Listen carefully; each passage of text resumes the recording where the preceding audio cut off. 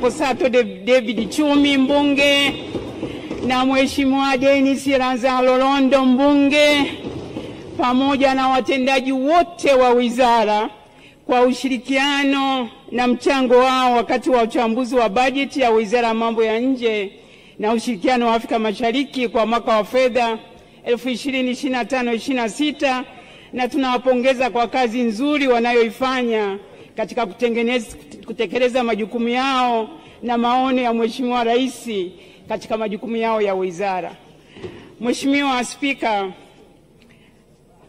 Spika, baada ya utangulizi huo, naomba sasa niwasilishe taarifa ya kamati kama ifuatavyo.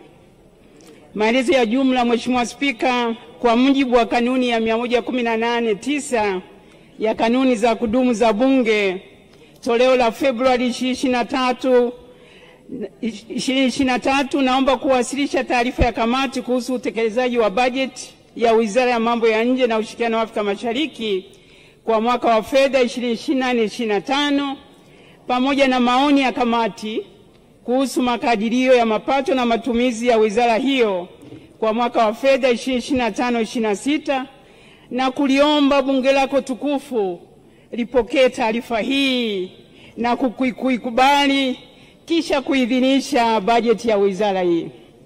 Mheshimiwa Spika, taarifa hii imegawanyika katika sehemu 6.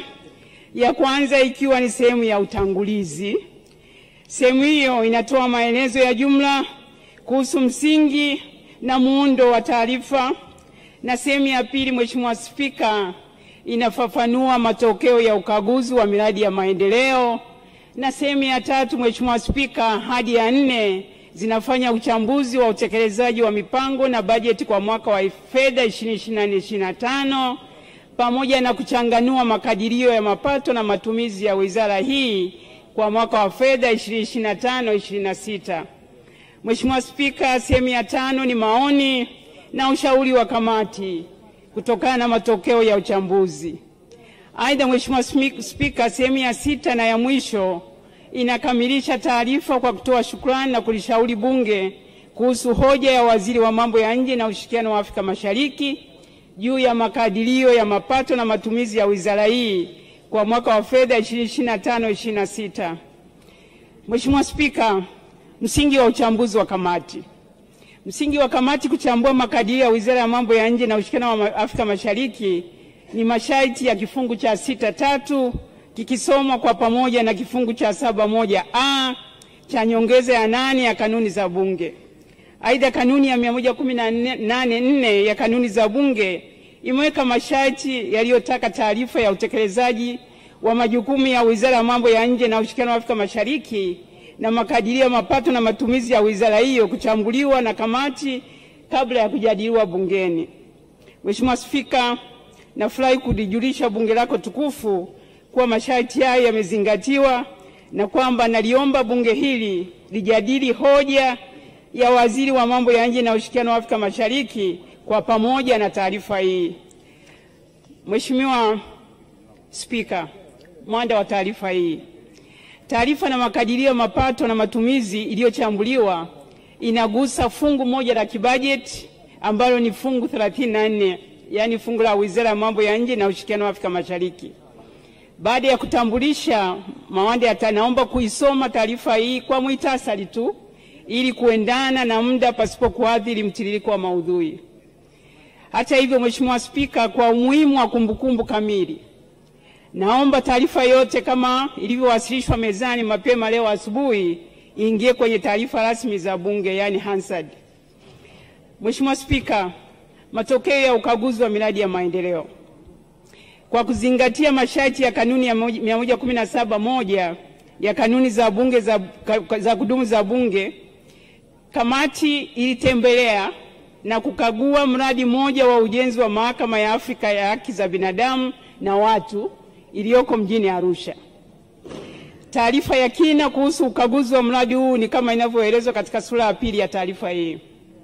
Mheshimiwa Spika, kutokana na matokeo ya ziara za ukaguzi wa miradi ya maendeleo, kamati na maoni yafuatayo.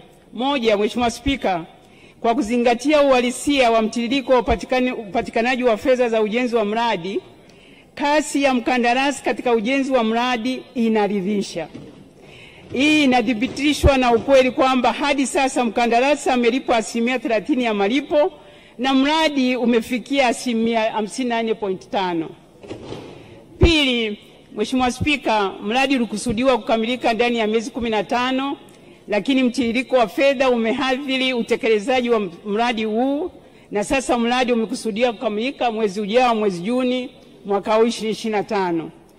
Kwa hatua ujenzi ulipofikia na kwa kuzingatia kiasi cha fedha ambacho kimetengwa katika mwaka huu wa fedha, mradi huenda usikamilike kama ilivyokusudiwa. Na tatu, Mheshimiwa Spika, ikiwa wizara katika mwaka wa fedha unaokuja 2025-26 itahakikisha upatikanaji wa fedha kwa wakati na kumsimamia mkandarasi ipasavyo, mradi huu utakamilika na kuanza kutumika kama ilivyokusudiwa. Mheshimiwa Spika, naomba niruhusu sasa nimpitie mapitio ya taarifa ya utekelezaji wa bajeti kwa mwaka wa fedha 2024-25. Mheshimiwa Spika, taarifa ya utekelezaji wa majukumu ya wizara kwa mwaka wa fedha 2024-25 ilihusu maeneo makuu matatu. Maeneo hayo: moja ni uzingatiaji wa maoni na ushauri wa kamati; pili ni mapitio ya bajeti iliyoidhinishwa na Bunge; na tatu ni utekelezaji wa majukumu ya wizara. Mheshimiwa Spika, naomba kulijulisha Bunge lako tukufu kuwa kamati ilipitia na kuchambua kwa kina maeneo yote matatu kama ifuatavyo. Kwanza, uzingatiaji wa maoni na ushauri wa kamati. Mheshimiwa Spika, wakati wa kuchambua mpango na makadirio ya mapato na matumizi ya wizara hii kwa mwaka wa fedha 2024-25, kamati ilishauri masuala mbalimbali. Naomba kuliarifu Bunge kuwa taarifa ya mtoa hoja ilionyesha kwamba serikali imezingatia sehemu ya ushauri wa kamati kama inavyoonekana katika kitambulisho namba 1 cha taarifa hii. Mheshimiwa Spika, katika uchambuzi wa bajeti iliyoidhinishwa na Bunge kwa mwaka wa fedha 2024-25, kamati ilipitia taarifa ya utekelezaji wa mpango na bajeti ya wizara katika kipindi hicho kuanzia mwezi Julai 2024 hadi Februari 2025 kwa kuchambua hali ya ukusanyaji wa mapato pamoja na upatikanaji wa fedha kutoka hazina kwa kipindi hicho. Mheshimiwa Spika, naomba nianze kwanza na ukusanyaji wa maduhuli. Mheshimiwa Spika, katika mwaka wa fedha 2024-25 wizara hii ilikuwa na lengo la kukusanya maduhuli ya kiasi cha shilingi bilioni 1.45. Kamati ilielezwa kuwa hadi kufikia mwezi Februari 2025 wizara ilikuwa imekusanya kiasi cha shilingi milioni 620 tu, sawa na 45% ya lengo lililowekwa. Mheshimiwa Spika, tathmini inaonyesha kuwa mwenendo wa makusanyo ya wizara sio wa kuridhisha. Kamati ilitaka kujua sababu za mwenendo huo, ambapo ilielezwa kuwa inatokana na baadhi ya majengo ya serikali kukosa wapangaji. Tathmini ya kamati inaonyesha kuwa katika kipindi cha miaka 4 ya fedha wizara hii haikuweza kufikia lengo la makusanyo kutokana na sababu mbalimbali. Kamati inaona ipo haja ya wizara kubuni mikakati itakayosaidia kuongeza wigo wa makusanyo. Mheshimiwa Spika, kuhusu upatikanaji wa fedha kutoka hazina. Mheshimiwa Spika, kamati ilichambua taarifa ya upatikanaji wa fedha kwa mwaka wa fedha 2024-25 na ilibaini kuwa hadi kufikia mwezi Machi 2025 wizara imepokea jumla ya shilingi bilioni 213.29 sawa na 89% ya shilingi bilioni 241.06 zilizoidhinishwa na Bunge kwa ajili ya wizara hii. Mheshimiwa Spika, kamati pia ilibaini pia kati ya fedha zilizopelekwa katika mwaka wa fedha 2024-25 shilingi bilioni 189.5 ni kwa ajili ya matumizi mengineyo. Fedha hizo ni sawa na 90% ya shilingi bilioni 210.9 zilizotengwa kwa ajili ya matumizi mengineyo. Aidha, Mheshimiwa Spika, shilingi bilioni 12.1 zilipokelewa kwa ajili ya mishahara ikiwa sawa na 65% ya shilingi bilioni 18.5 zilizotengwa kwa ajili hiyo. Mheshimiwa Spika, katika uchambuzi wake kamati ilibaini kuwa kati ya shilingi bilioni 213.29 zilizopokelewa, shilingi bilioni 11.6 ni kwa ajili ya miradi ya maendeleo ambayo ni sawa na 100% ya fedha zilizotengwa kwa ajili ya miradi ya maendeleo. Mheshimiwa Spika, ni maoni ya kamati kuwa fedha hizo zitumike kama ilivyokusudiwa kwa kutekeleza miradi kwa kuzingatia thamani ya fedha za wananchi ili miradi hiyo iwe na tija kwa taifa. Sura ya uwiano wa bajeti iliyotengwa kwa ajili ya matumizi mengineyo, mishahara na maendeleo kwa mwaka wa fedha 24-25 na ulinganishi wa fedha iliyopokelewa katika kufikia mwezi Februari 2025 ni kama inavyoonekana katika jedwali namba 1 na chati namba 1 ya taarifa hii. Mheshimiwa Spika, kuhusu utekelezaji wa majukumu ya wizara, katika uchambuzi wake kamati imebaini kuwa kwa kiasi kikubwa wizara imetekeleza majukumu yake kama ilivyopangwa licha ya kuwepo kwa changamoto mbalimbali. Miongoni mwa changamoto hizo ambazo pia Mheshimiwa Waziri amezieleza, moja ni kuzorota kwa hali ya amani na usalama katika baadhi ya nchi ndani na nje ya ukanda wa Afrika na hivyo kuathiri utekelezaji wa sera ya mambo ya nje. Pili, Mheshimiwa Spika, ni uelewa mdogo wa wadau ikiwemo sekta ya umma na binafsi kuhusu diplomasia ya uchumi na fursa zitokanazo na mtangamano, mahusiano na ushirikiano wa kimataifa. Tatu, Mheshimiwa Spika, baadhi ya nchi wanachama katika jumuiya za kikanda kutoheshimu mikataba na makubaliano ikiwemo kutolipa michango yao ya kibajeti kwa wakati. Hatua hii inaathiri utaratibu na ushiriki wa nchi yetu katika utekelezaji wa programu za kikanda. Na nne, Mheshimiwa Spika, wananchi kutopata taarifa kwa kina kuhusu manufaa na faida zitokanazo na ziara zinazofanywa na viongozi wa juu wa nchi katika nchi nyingine pamoja na ziara zinazofanywa na viongozi wa juu wa nchi nyingine hapa nchini.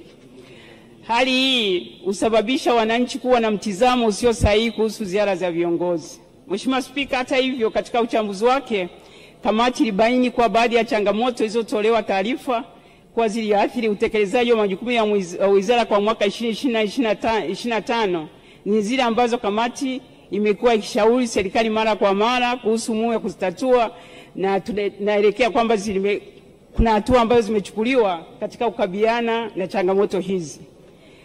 Mheshimiwa Spika, sasa niruhusu niende katika uchambuzi wa mpango na bajeti ya makadirio ya mapato ya matumizi kwa mwaka wa fedha 2025-26. Mheshimiwa Spika, kamati ilipitia makadirio ya ukusanyaji wa mapato yanayopendekeza kwa mwaka wa fedha 25-26. Mapitio hayo yalibaini kuwa wizara imeweka lengo la kukusanya shilingi bilioni 1.45.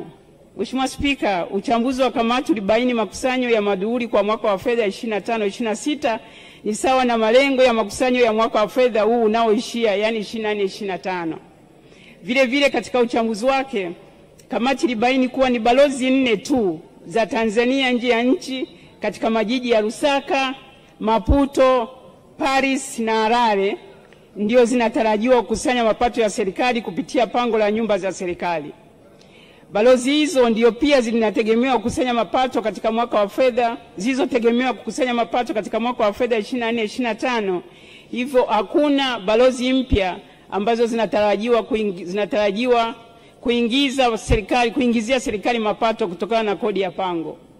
Mheshimiwa Spika, uchambuzi wa kamati pia ulibaini kuwa kiasi cha fedha kinachotozwa kama kodi ya pango kutokana na upangishaji wa nyumba za serikali zilizo nje ya nchi ni kidogo sana ukilinganisha na maeneo ambayo majengo haya yapo katika nchi husika.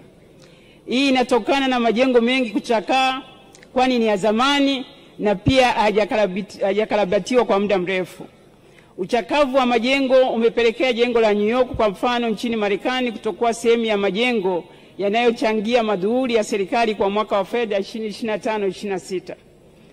Mheshimiwa Spika, naomba niruhusu sasa kutoa uchambuzi wa makadirio ya matumizi. Mheshimiwa Spika, katika mwaka wa fedha 25-26 wizara inaomba kuidhinishiwa kiasi cha shilingi bilioni 340.5.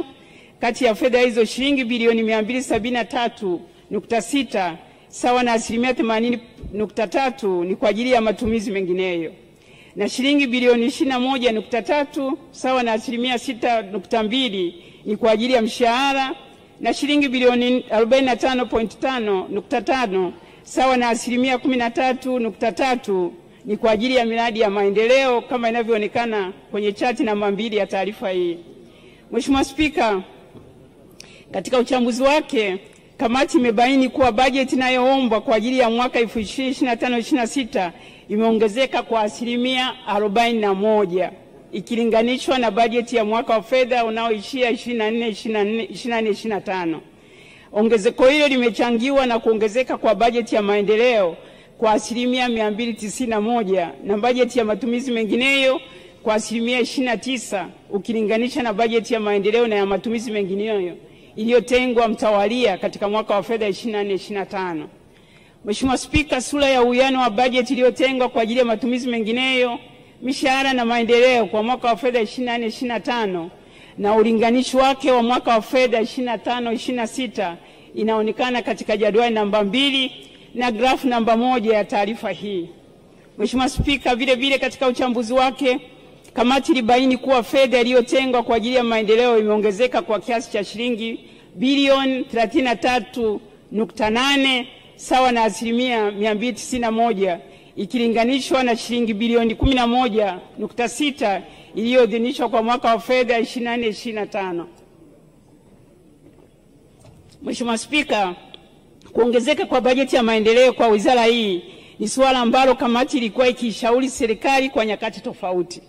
Ni matarajio ya kamati kwamba fedha iliyotengwa itatolewa kwa mtiririko uliopangwa ili kutekeleza miradi iliyokusudiwa katika wizara hii ambayo ni taswira ya nchi katika medani za kidiplomasia.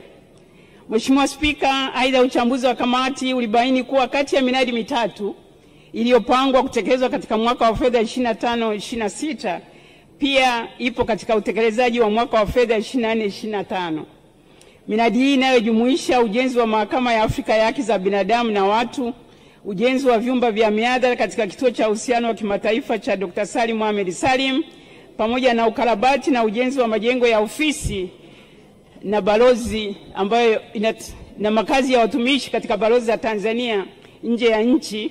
Ni matarajio ya kamati kuwa wizara itakamilisha taratibu za awali mapema na kuomba fedha hazina kwa wakati ili kutekeleza miradi iliyokusudiwa. Mheshimiwa Spika, naomba bunge lako tukufu lipokee maelezo hayo yatakayosaidia majadiliano kuhusu hoja iliyowasilishwa na Waziri wa Mambo ya Nje na Ushirikiano wa Afrika Mashariki kuhusu makadirio ya mapato na matumizi ya wizara yake kwa mwaka ujao wa fedha. Maoni ya kamati. Mheshimiwa Spika, kutokana na uchambuzi kama nilivyoeleza, kamati ina mtazamo wa maoni yanayojenga msingi wa ushauri nitakaotoa. Naomba kubainisha mtazamo wa maoni hayo kama ifuatavyo. Kwanza kabisa, Mheshimiwa Spika, hadi kufikia mwezi Machi 2025 mwaka huu, wizara ilikuwa imepokea asilimia 100 ya fedha za miradi ya maendeleo. Kamati inaipongeza serikali kwa kuzingatia ushauri wa kamati kuhusu umuhimu wa kutoa fedha za maendeleo kwa kuzingatia mtiririko uliopangwa. Ni matumaini ya kamati kwamba wizara itahakikisha thamani ya fedha inazingatiwa katika utekelezaji wa miradi. Mheshimiwa Spika, pili, kasi ya utekelezaji wa mradi wa ujenzi wa vyumba vya mihadhara katika chuo cha uhusiano wa kimataifa cha Dr. Salim Mohamed Salim sio ya kuridhisha. Changamoto zilizosababisha mkwamo wa utekelezaji wa mradi huu zinapaswa kutumika kama fursa ya kuwezesha kukamilika utekelezaji wa mradi katika mwaka unaokuja. Tatu, Mheshimiwa Spika, Tanzania itakuwa mwenyeji wa michuano ya soka ya mataifa ya Afrika kwa wachezaji wa ndani, yani CHAN, kwa mwaka 2025, pamoja na michuano ya soka ya mataifa ya Afrika kwa mwaka 2027. Kwa ukubwa wa michuano hiyo katika ulimwengu wa soka, Mheshimiwa Spika, uko umuhimu wa kutumia michuano hiyo kama sehemu ya public diplomacy. Kufanya hivyo kutainufaisha nchi yetu katika nyanja za michezo, utalii na uchumi kwa ujumla.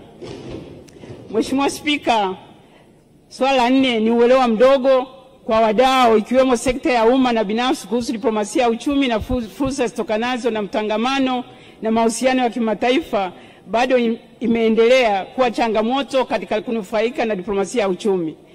Kamati maoni yake ni kwamba imefikia wakati wizara kwa kushirikiana na wadau wengine kuimaliza changamoto hii kwa ukamilifu wake.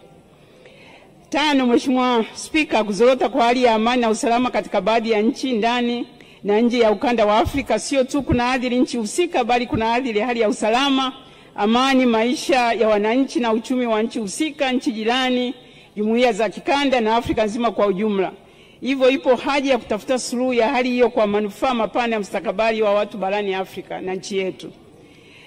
Sita, Mheshimiwa Spika, kitendo cha baadhi ya nchi wanachama katika jumuiya za kikanda kutolipa michango yao ya kibajeti kwa wakati sio tu kwamba kinakiuka makubaliano na mikataba iliyopo, bali pia kinaathiri uendeshaji wa jumuiya, ikiwemo kushindwa kutekeleza shughuli zake za kiuchumi na hivyo kuathiri ufikiwaji wa malengo ya uanzishwaji wa jumuiya. Mheshimiwa Spika, ni muda mwafaka sasa wizara ieleze kimkakati kinagaubaga kwa wananchi kuhusu manufaa na faida za ziara za viongozi wa juu wa nchi katika nchi nyingine duniani pamoja na viongozi wa juu wa nchi nyingine wanapotembelea Tanzania. Kutofanya hivyo inapelekea wananchi kuwa na mtizamo usio sahihi kuhusu ziara za viongozi. Mwisho, ushauri wa kamati. Mheshimiwa Spika, wizara kwa kushirikiana na taasisi nyingine za serikali na binafsi iandae mpango mkakati unaotekelezeka ili kumaliza changamoto ya uelewa mdogo wa wadau ikiwemo sekta ya umma na binafsi kuhusu diplomasia ya uchumi na fursa zitokanazo na mtangamano na mahusiano ya kimataifa. Kufanya hivyo kutasaidia nchi yetu kunufaika zaidi na fursa zitokanazo na mtangamano na uhusiano wa kimataifa. Mbili, Mheshimiwa Spika, katika kuhakikisha nchi yetu inanufaika katika nyanja za utalii na uchumi, iongeze bidii zaidi kutumia public diplomacy kwa nchi yetu katika hizi michezo ya kimataifa ya Afrika inayokuja itakayofanyika nchini. Tatu, wizara, Mheshimiwa Spika, iandae mpango mahususi unaotekelezeka kueleza mafanikio ya ziara za viongozi. Na nne, serikali ya Tanzania itumie ushawishi wake kushirikiana na nchi nyingine wanachama na wadau mbalimbali ili kutumia juhudi za kidiplomasia kuzingatia mazingira yaliyopo kutafuta suluhu ya kudumu ya kuzorota kwa usalama kwa baadhi ya nchi wanachama wa jumuiya za kikanda. Na mwisho, Mheshimiwa Spika, wizara ianze mapema hatua za awali za utekelezaji wa miradi ya maendeleo na kuomba fedha kwa kuzingatia mpango wa utekelezaji wa miradi ya maendeleo ikiwemo miradi ya ujenzi wa majengo ya ofisi za ubalozi na majengo ya kitega uchumi inayotekelezwa kwa ushirikiano kati ya sekta ya umma na binafsi. Kufanya hivyo kutasaidia kufikiwa kwa tija iliyokusudiwa wakati bunge linaidhinisha fedha hizo. Hitimisho, Mheshimiwa Spika, napenda kuchukua tena fursa hii kushukuru kwa kunipa nafasi ya kuwasilisha taarifa hii. Napenda kuwashukuru wajumbe wa kamati wa mambo ya nje, ulinzi na usalama ambao maoni, ushauri na ushirikiano wao umeniwezesha kukamilika kwa taarifa hii. Naomba majina yao kama yalivyoorodheshwa yaingie kwenye taarifa rasmi ya Bunge. Hansard. Mheshimiwa Spika, mwisho lakini sio kwa umuhimu, napenda kumshukuru katibu wa Bunge ndugu Baraka Leonard kwa kuiwezesha kamati kuandaa kukamilisha kazi yake kwa wakati. Vile vile nishukuru sekretari ya kamati kwa kuratibu vema shughuli za kamati na kuhakikisha taarifa inakamilika kwa wakati. Mheshimiwa Spika, baada ya maelezo haya, sasa naliomba bunge lako tukufu lipokee taarifa hii na likubali kuidhinisha makadirio ya mapato na matumizi ya Wizara ya Mambo ya Nje na Ushirikiano wa Afrika Mashariki kwa mwaka wa fedha 2025/26 kama yalivyowasilishwa na mtoa hoja. Mheshimiwa Spika, naunga mkono hoja, naomba kuwasilisha. Asante sana.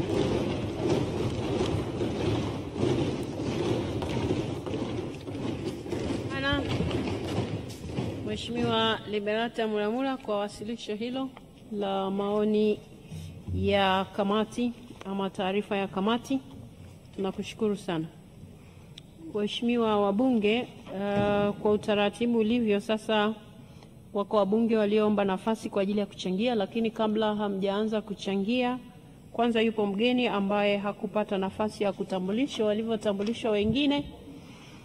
Yupo mwakilishi wa UNFPA Bwana Mark Brian Schreiner. Karibu sana. Karibu sana. Waheshimiwa wabunge, nimejulishwa kwamba hawa wageni wetu walikuwa wamepewa vifaa kwa ajili ya kutafsiri kutoka kwenye lugha ya Kiswahili kwenda kwenye lugha ambazo wao wanaweza kuzielewa, lakini imetokea changamoto. Sasa kwa sababu hiyo tafsiri haipo, basi inabidi niwaombe radhi kwa Kiingereza. So, Excellencies, Ambassadors and High Commissioners, we apologize. The fact that the gadgets that were prepared for you for the translation, we have been informed that they are not working, but the technical team is working harder to ensure that they do work. So we apologize for this mishap, but we hope you will be able to follow later. Thank you very much. Waheshimiwa wabunge ambao wameomba kuchangia kwenye hoja hii, tutaanza na Mheshimiwa Zahor Mohamed Haji, atafuatiwa na Mheshimiwa Dr. Alfred James Kimea. Mheshimiwa Maimuna Salum Mtanda ajiandae. Asante Mheshimiwa Spika.